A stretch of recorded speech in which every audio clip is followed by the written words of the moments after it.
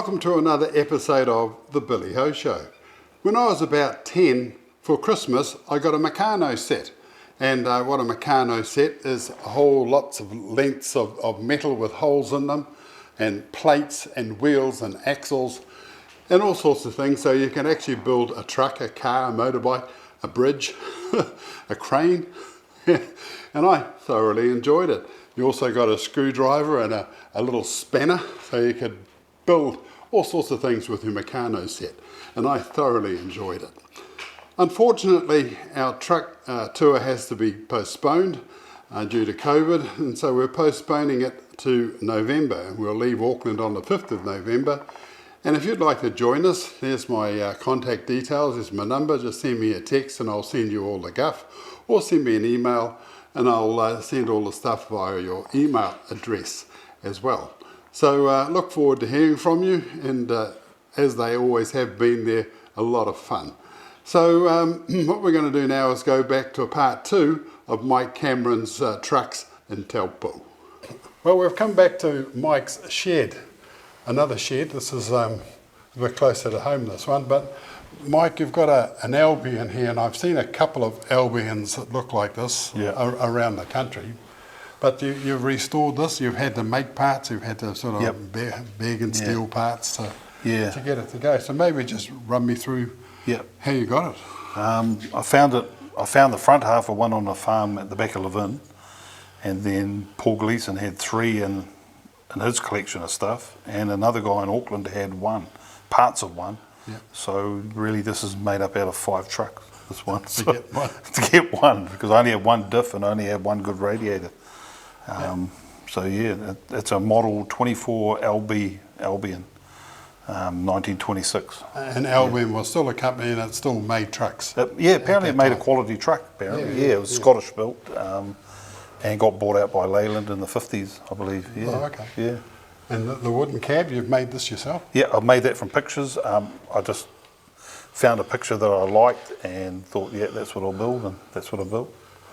And I haven't finished it yet. I've got the deck to do, but I've got all the timber for it behind me, and I'm just working on too many things at once, But I have made bits for it. I made the fuel tank, and I made the bonnet, and I made the front guards for it, and some of the castings had to be recast, so I had to make patents for those. So what year is this? 1926. 1926. And it's got solids on the back and pneumatics on the front, which was quite a common thing when they changed over. Oh, okay. Yeah. Well, I'll just pop around the other side and have a look on the cab. Come and look on this cab, folks. Mike, you've got all it says 1, 2, 3, 4. Yeah. And I guess up there is reverse. Yeah, reverse, you have to actually pull that up to get reverse. It's just safety. Pull that down, and that just locks it so you can't go into reverse, by accident. And you got a little handbrake. Yeah, emergency brake. Yeah. The Poms, even through the 60s, the Poms were great at putting a bloody handbrake right in the driver's way. You got to step over the bloody thing to get out. Exactly right. You had to always get in from the left-hand side. Yes. Because you're not going to climb in here with that there. All this, All that, yeah. And a lot of guys are sort of the population was quite smaller then, so you could have a smaller cab. Yeah. I should have made it a little bit bigger. I mean, as it was, I pushed it back a little bit more because I didn't realise how that steering wheel was going to be close to there. Right. But it didn't feel comfortable being right down, And I just see you've got the accelerator in the middle, which is a pommy thing. And a hand one there. You can do it by hand or by foot, So if you're going around the farm picking up hay, you just hold it on the speed. You can just set it, Some 12-year-old steering it around the paddock. Yeah, pretty much, yeah. And they even got Albion written on the pedals there. Isn't that fantastic? A guy in Australia who's got a lot of Albions that had these redone, and he sent me a couple. So it was pretty good of them. Excellent. Yeah. And again, the fuel tank's right in front of you. Everybody's, Oh, yeah. Smoking away. That's the smoker's model, that one. That's your oil pressure indicator there. So when that oil pressure comes up, that plunger pops out. Oh, okay. So if that plunger's not out, you've got no oil pressure. You should check your oil. Yeah. Wow. And it's got an overflow that drips onto the brake pedal. So that's a pommy thing, isn't it? Yeah. I've driven it up and down the road a few times. It's surprisingly not fast, but I mean, It does about 25 miles an hour, I think. So Yeah. not bad for one of these. Wow, I don't know about stopping it, but yeah. amazing. Oh, well done. So it's just interesting that you've got pneumatics on the front. Yep. It's right at that changeover period, Yeah. mid-20s, and it's got solids on the rear. Mike, the steering wheel in the Albion, it looks pretty fantastic, and you've made this yourself. Yeah, I basically made a pattern and then got it cast in aluminium and got the little grooves put on it before it was cast, glued them on. Really? And then, then I've just sanded it all up and then painted it. They were originally Bakelite, except the centrepiece. So that's why you'll have a look in there, it's the same. Wow. But I always make spares, so I made 2 more just in case. Just in case. Well, I could use it on something else, Sure, you know. I see it here, Yeah. Underneath, folks, we were earlier looking at a Packard, and Mike was telling us about the radiator. Maybe just tell us a little bit about Yeah, the radiator. yeah. These are the Packard 3-ton radiator. I've got a couple of these, and they're a brass radiator, and they mount on springs on the front of the chassis. Right. And that's about as good as you'll find them from that era of time. Yeah, it was just a decoration. Or Yep. did it have Packard written across here somewhere? No, they never had No? Packard. They did on the cars, but not on the trucks, I believe. Yeah, because of the other ones in tidier order. And that one hasn't got it on either. It's just the same. Yeah. Wow. And that other radiator is the white radiator for the small white that's over there. Right. Wow. Mike, looks like you've cleaned up all these parts. I guess then they didn't look like this when you started out. No. That's off the second Liberty truck. Oh, yes. Yeah, so I've got one chassis repaired and I'm in the process of getting all the parts done to go on that chassis. That one that is in the shed was cut in half. I've got to basically put that one back together. So I've started on one of them and I've done all the spring packs and all the brake linkages. Those are the U-bolts that hold the springs on. Sure. Yeah, the wheel bearings for the front wheels, front axle. So it must be quite advantageous having a sandblasting business. It does help. It does help well, yeah. Sure, it does. Yeah, blasting and painting definitely helps. Yeah. And being able to have something big to lift apart like a forklift and a gantry, Yes. So everything's heavy as. Those springs are massive. Have a look at these springs. So what's the weight of one of these sort of I don't know, Bill, but quarter of a ton? That's I don't know, but 400 I don't know, I'd say 400 say 150 kilos anyway. Yeah, well, yeah. God. Yeah, they're pretty heavy. Those all been rebushed and pulled apart and blasted and painted. Right. You just about need a crane to lift them up. Yes, Oh, you've got one. I've got a crane right there to lift them up. Yep. You'd actually have to have one and all this. There's nothing light in here. No, I've got a forklift as well, which does help. Oh, okay, Yeah, that up helps. outside. Yeah. So, Mike, you're in the process of doing it up or rebuilding it, or Yeah, it was rotten on the back and the bottom and the seat base, so I've replaced it all with Totra, and I'm just in the process of painting it. I want to try and get it, it's sort of a bluey colour. yeah, bluey green. Just try and match it It's to had- try it's had and a number here or something. try and make it look the same, aged if I can. I don't know how to do that, but I'm going to give it a Spin it go. around and Yeah, it's still got the pinstriping on it. wow. Yeah, I just thought it was too good to throw away. A guy I knew was going to dump it, so I've tried to save it. Yeah, it's amazing how those little bars across the back window. Yeah. Yeah, and all this has been machined in here, you know, Yes. just small things, but Yeah, and the roof's on there, so if it rains and all the water just falls off yeah, like a boat. yeah. You know. No, yeah, yeah, pretty much. No, it would have had a canvas roof on it. Yeah. Yeah, But I thought it might look good on one of the other little trucks, you know. yeah, absolutely. Yeah. Now you've got something very, very special in the corner that I think we should have a look at. Mike, we've seen our share of diamond teas travelling around the country, and back in the 30s, 40s, the guys had fleets of these things. Yeah. And a very, well-regarded American truck.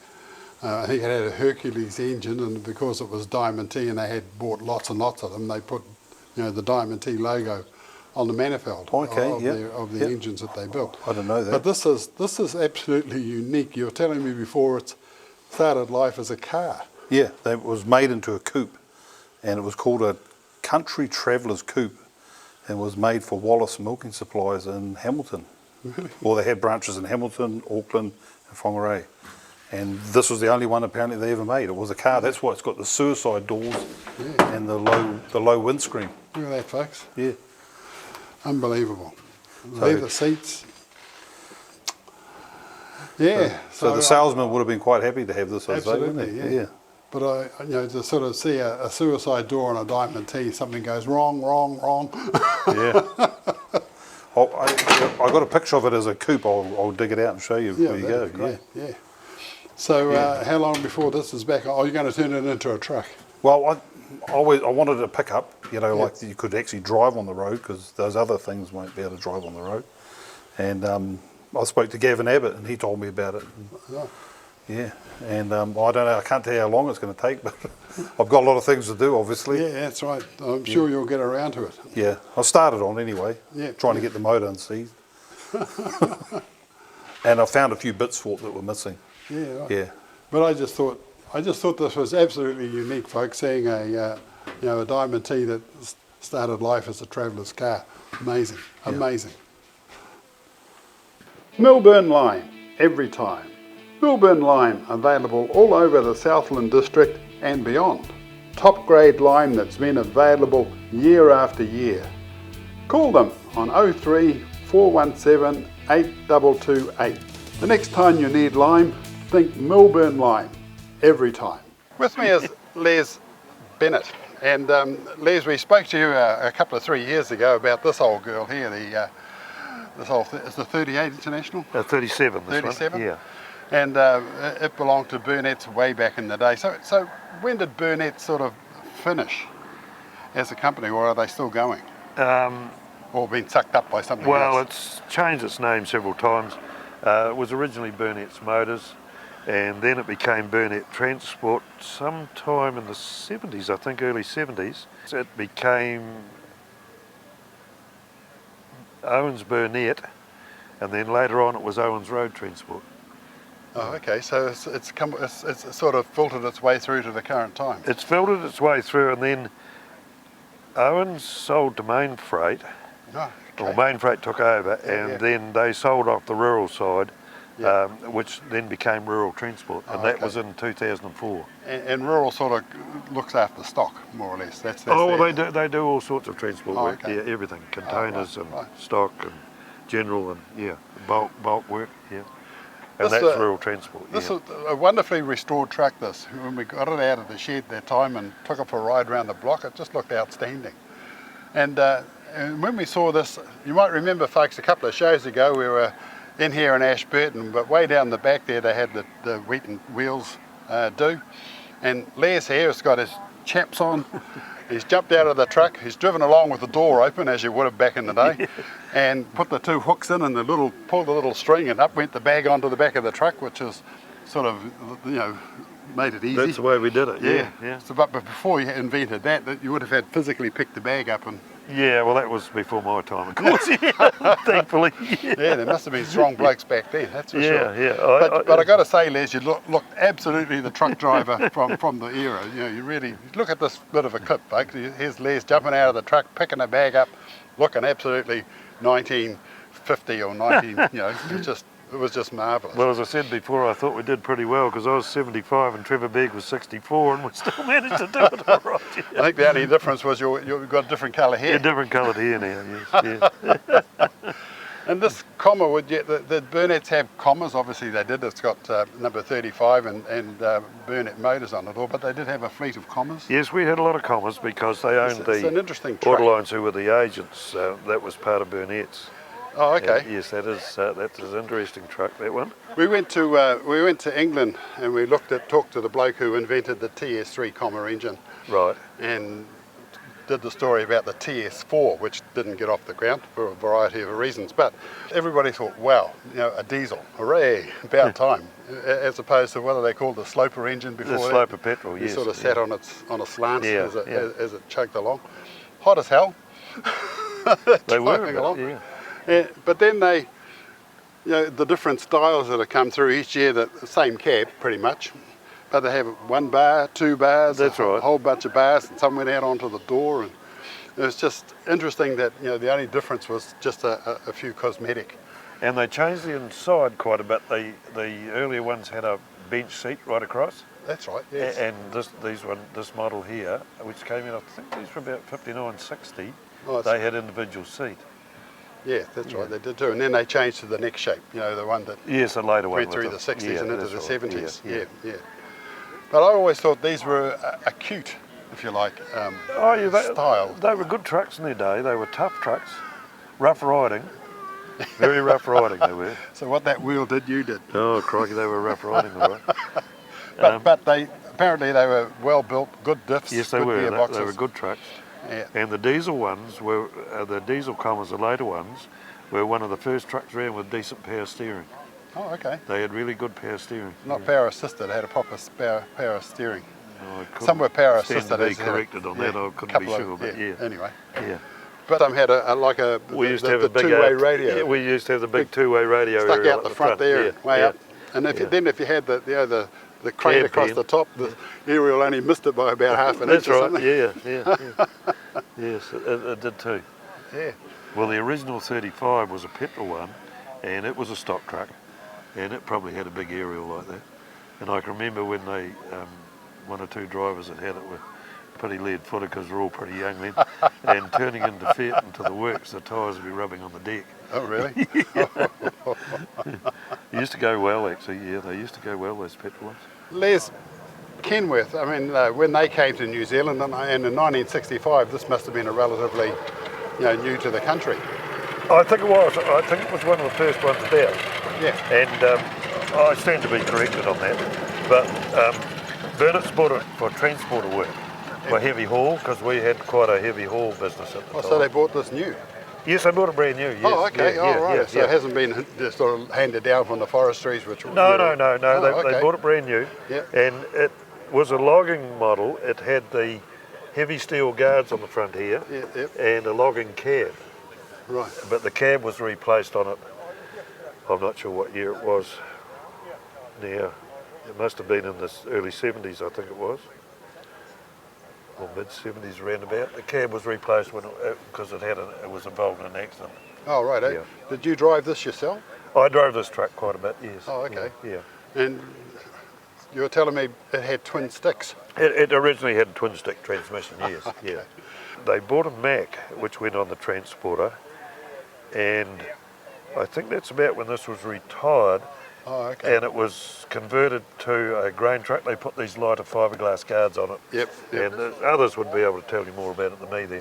And it had a bulk deck built for it, and it spent many years on bulk grain.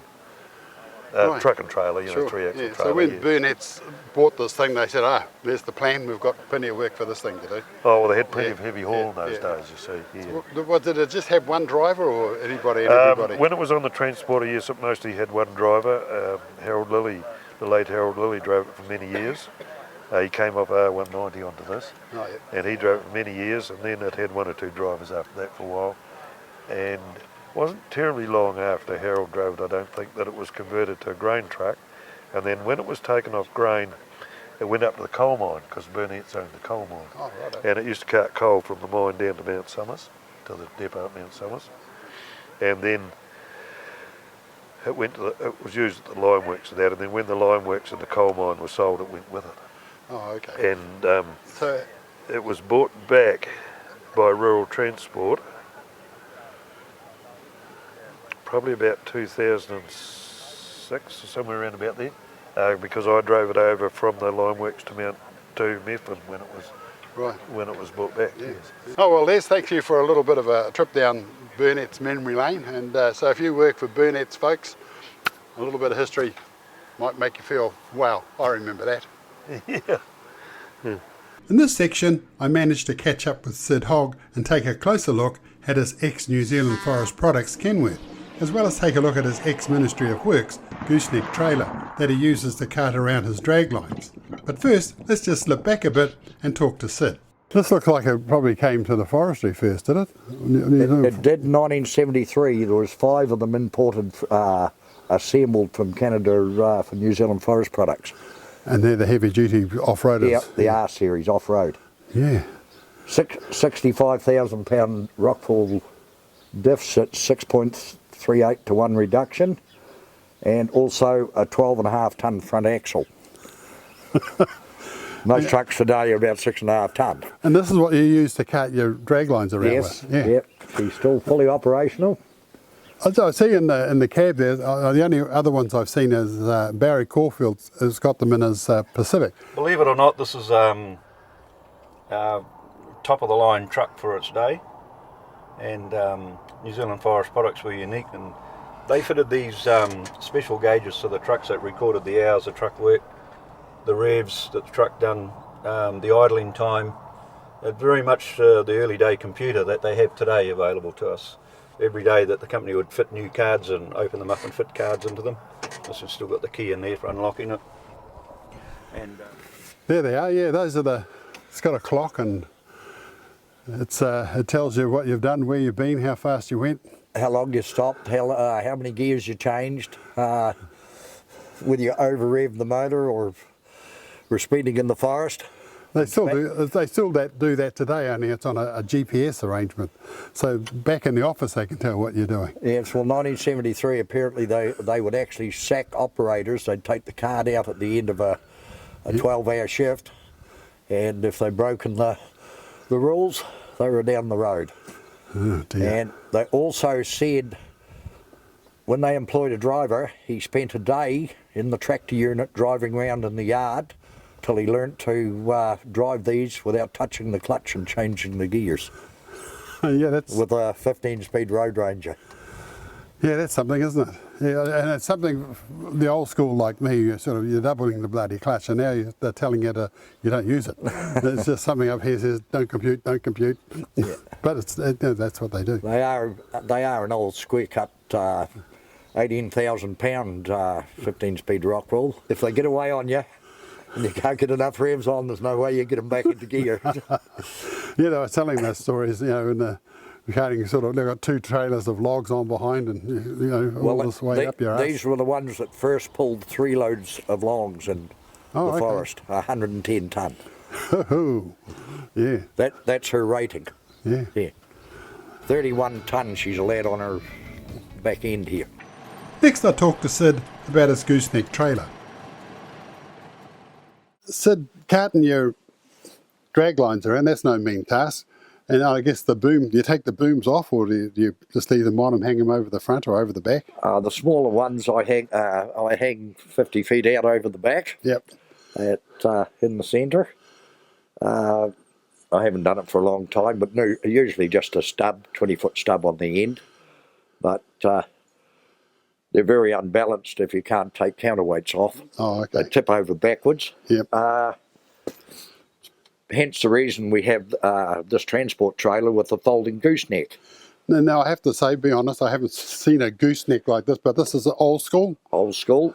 And Ministry of Works had a lot of them. Oh, yep. And so how does this work? Sort of just folds this all, that becomes on the end of there, and you put it on the ground, drive the machine up this way? Yep. Just lays flat on the ground and it's just a wedge. You just drive straight on, hook the winch on, pick her up over the roller on the back there, back in, push her back till these legs here drop in, Bill. Yep. Those ones drop in, which hold the rigid up, and you're motoring. And you're away. So when did this go out? Somebody must have decided, let's put the legs on the back, or the drop downs, and they'll climb up the back. Yeah, well, with hydraulic diggers, they can lift themselves up, but the older machinery with a wire rope, you can't get much lift on the end of a wire rope. No. And it would drag itself up on that, like the tracks, just roll on. No worries. Just roll on. Well, it's starting from 4 inches to 18 inches, so when it's sitting on the ground. So it's a nice gentle slope. Just a gentle slope. Yeah. Well, we've arrived at the Ashburton Truck Show, and Sid's been giving a spot he'll be parking up in. So what we're going to do now is watch Sid go through the motions of getting his trailer all set up, get his ute off, and then replace the ute with his truck. So let's have a look. Sid's first job is to set up some blocks to take the weight on the front of the trailer once the ramp's gone down and locked into place.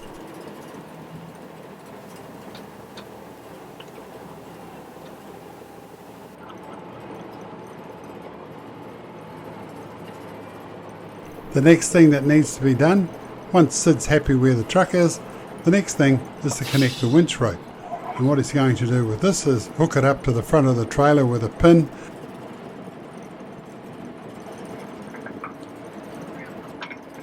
And once that's done, what he does next is he'll jump off the truck and release the fifth wheel, and then what he's going to do is move the truck forward.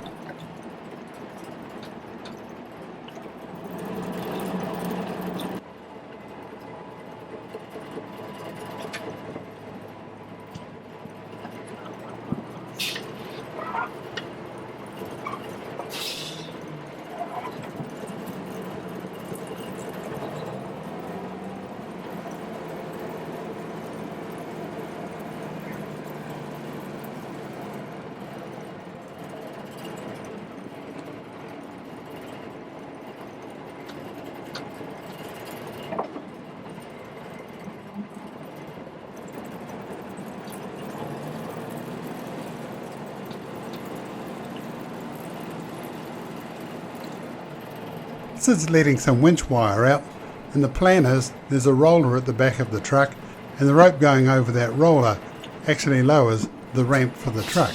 So Sid's got to judge just how much rope he needs out. So it'll take the weight, and then he can release the winch and lower the ramp down.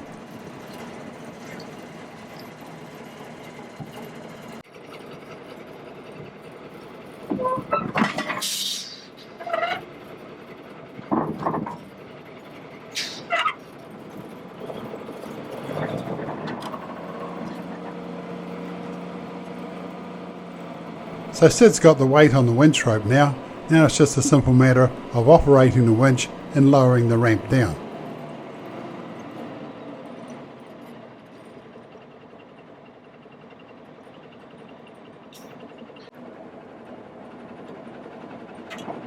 Now the ramp's on the ground, and all Sid has to do is just add a few little blocks so it's easy for the ute to roll off.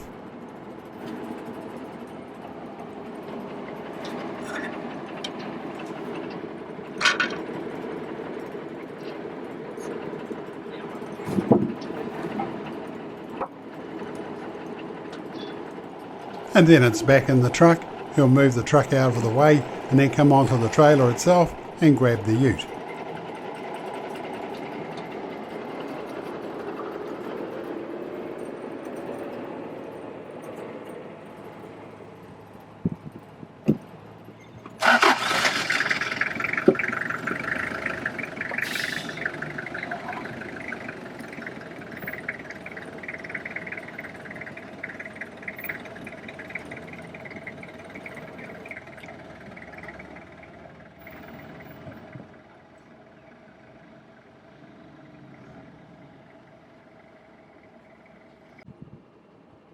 And now in readiness for the truck show, what Sid's going to do is back his Kenworth onto the trailer, and that's where it'll stay for the entire show.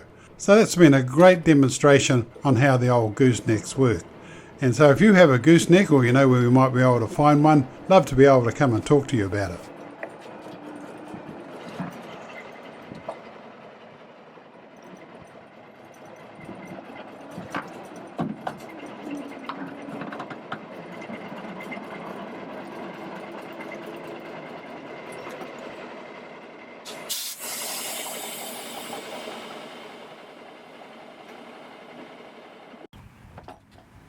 Good on you, Sid.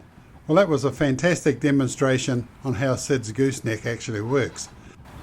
And just to conclude, there were a variety of heavy haulage trailers at the truck show, all loaded up, showing the public just what they're capable of in 2016.